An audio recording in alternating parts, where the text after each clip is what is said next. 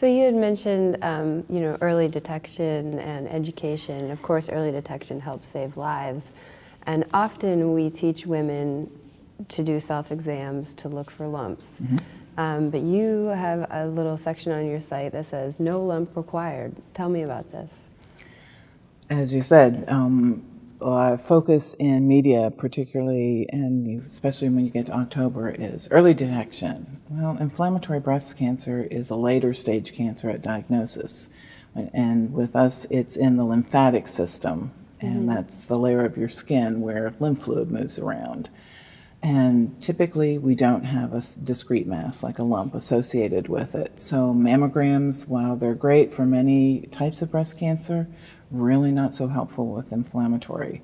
It's more the visible changes. So we want to make sure people know just because you got a mammogram and it was clear doesn't mean everything's all right. And so it costs nothing to pay attention to your body. You can be your own advocate. Look in the mirror.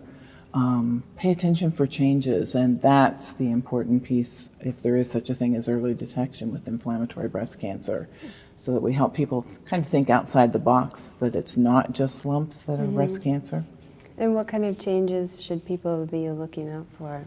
One of the hallmarks is a rapid increase in breast size, and usually just one breast. We have had cases where people have bilateral inflammatory breast cancer, but typically it's one breast. There will be other symptoms. Not everyone has all of them.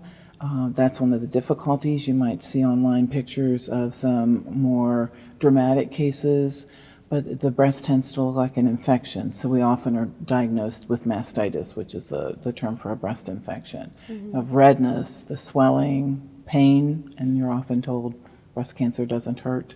Inflammatory breast cancer usually has some pain.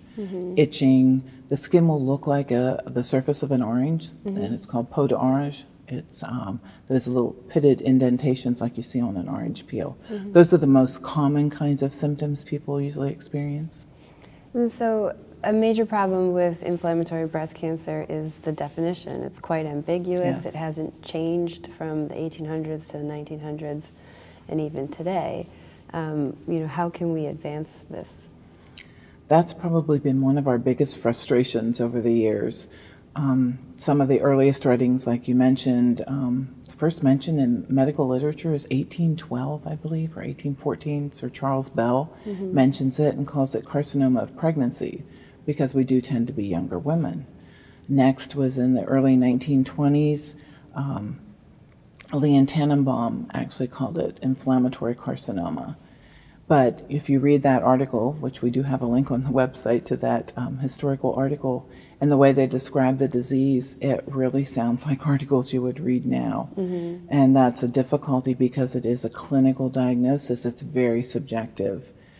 We keep hoping there will be some type of molecular test, a blood test, or something that will definitively give you that diagnosis. When you walk into the doctor, you may have these symptoms. They can do a simple test and say yes or no, instead of saying, we don't know.